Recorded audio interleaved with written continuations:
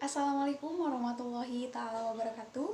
Halo, saya Ainur Rizkania, mahasiswa D3 Kebidanan, Stikes Karsahusada Garut kelas 2A.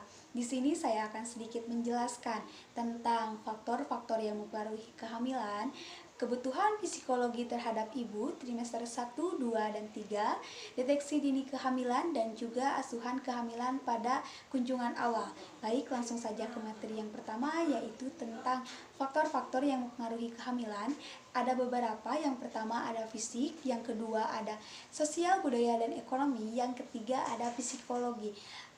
Yang pertama yaitu fisik. Fisik dapat dipengaruhi dengan status kesehatan dan status gizi. Fisik juga dapat diketahui dengan kita melakukan pemeriksaan kepada bidan ataupun kepada dokter. Status kesehatan juga meliputi yang pertama faktor usia, di mana usia 20 tahun sampai 35 tahun, di mana masa reproduksi itu sangat sehat atau bagus. Yang pertama yaitu riwayat kesehatan, riwayat atau penyakit komplikasi atau gemeli. Yang kedua riwayat komplikasi, di mana kondisi itu tidak mengakibatkan atau tidak berpengaruh terhadap janin kita.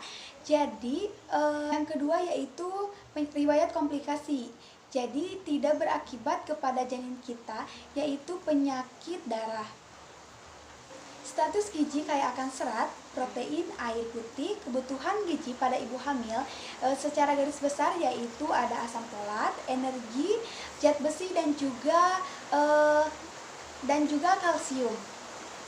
Kenaikan berat badan juga meliputi beberapa. Yang pertama trimester 1, berat badan mencapai 1 kg, yang kedua trimester 2 mencapai 3 kg, sedangkan yang ketiga trimester 3 mencapai 6 kg. Penilaian struktur gizi pada ibu hamil, yang pertama berat badan dilihat dari BMI, yang kedua pengukuran lila, yang ketiga kadar hemoglobin. Kemudian kekurangan zat gizi pada ibu hamil meliputi yang pertama karena ibu mengalami pendarahan, atau yang kedua ibu mengalami persalinan prematur. Yaitu faktor-faktor yang mempengaruhi gaya hidup. Yang pertama kebiasaan ibu mengkonsumsi jamu. Efek bagi janin, bisa saja janin mengalami abortus atau kecacatan. Efek bagi ibu, bisa saja ibu mengalami shock dan juga bisa keracunan. Perilaku yang merugikan dan juga membahayakan karena ibu ketergantungan memakan obat-obatan, meminum alkohol, merokok. Ada beberapa kebutuhan psikologi pada ibu trimester 1, 2, dan 3, yaitu support keluarga, support dari tenaga kesehatan, yang ketiga rasa aman dan nyaman, yang keempat persiapan menjadi orang tua, yang kelima persiapan menjadi kakak atau sibling. Yang pertama dukungan dari keluarga. Ibu mengharapkan keluarganya selalu mendoakan ibu. Yang kedua adalah dukungan dari suami. Jadi suami harus selalu mendukung saat ibu melahirkan atau saat ibu operasi.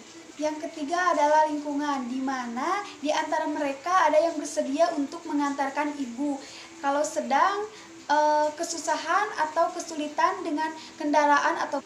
Sedangkan support tenaga kesehatan dibagi menjadi dua, yaitu melalui kelas antenatal, yang kedua melalui konseling kehamilan. Tiga yaitu rasa aman dan nyaman. Jadi kita seorang bidan harus bisa mendengarkan pasien kita yang sedang konseling dengan kita dan harus memberikan saran, motivasi, dan lain-lain. Yang keempat yaitu persiapan menjadi seorang orang tua. Jadi kita harus selalu bersama-sama saat melahirkan. Adalah respon kakak terhadap adik. Jadi pasti ada kecemburuan terhadap kakak ke adik karena posisi si kakak bisa diambil alih oleh si adik. Selanjutnya yaitu materi ketiga, deteksi kehamilan dini, yaitu dibagi menjadi beberapa. Yang pertama ada gemeli, yang kedua ada IUFD atau kematian janin, yang ketiga ada polyhydramnion, yang keempat ada IUGR, yang kelima ada makrosomia. Penilaian status gizi dilihat dari yang pertama ada berat badan dilihat dari IMT, yang kedua lila, yang ketiga kadar hemoglobin. Adalah IUFD, yaitu kematian janin yang tanpa sebab atau ketidakjelasan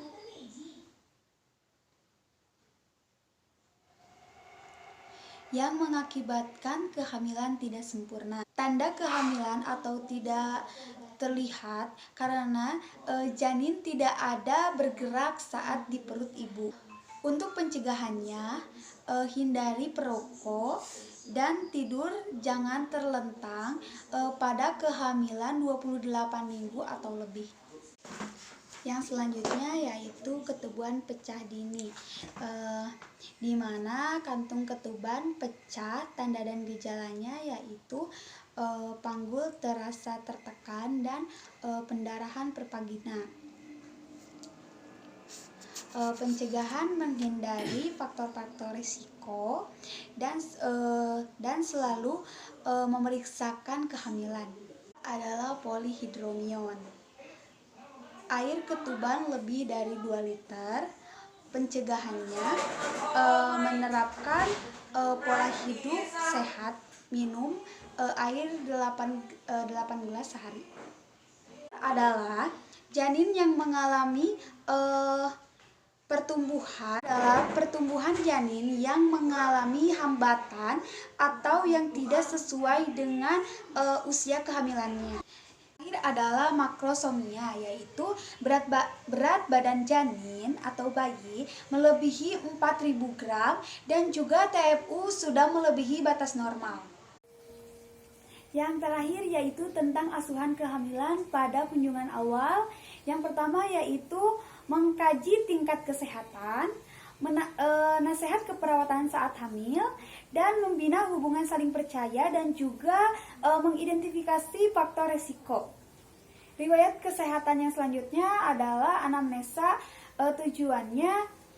Tujuannya untuk mendeteksi komplikasi dan menghitung usia kehamilan.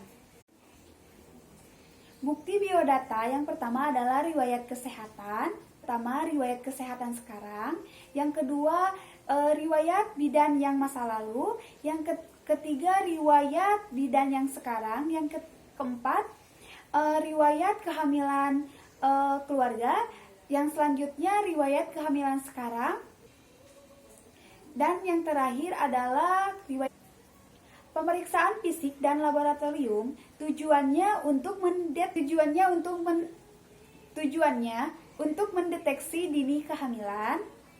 Pemeriksaan fisik ada beberapa. Yang pertama, tinggi badan, berat badan, TTV, tangan, kepala, leher, tangan, kaki, payudara, abdomen, geneta dalam dan genitalia luar. Pemeriksaan laboratorium mencakup hemoglobin, protein urin, dan glukosa urin dan lain-lain. Hormon emosional dan peran bidan adalah anamnesa. Pemeriksaan konseling sesuai dengan trimester pada ibu hamil dan tindakan. Kemudian menentukan diagnosa moralitas, kehamilan dan tindakan ketidaknyamanan dan kemungkinan komplikasi. Diagnosa pada trimester pertama dan awal trimester kedua didasarkan pada paradigma dan tanda hamil. Yang pertama, pemeriksaan fisik. Yang kedua, pemeriksaan panggul dan pemeriksaan tes lab. Yang terakhir adalah tanda pasti hamil, yaitu yang pertama adalah mengidam, yang kedua pingsan dan juga varises. Yang kedua dapat dirasakan janin jadi ada bergerak. Sekian, wassalamualaikum warahmatullahi wabarakatuh.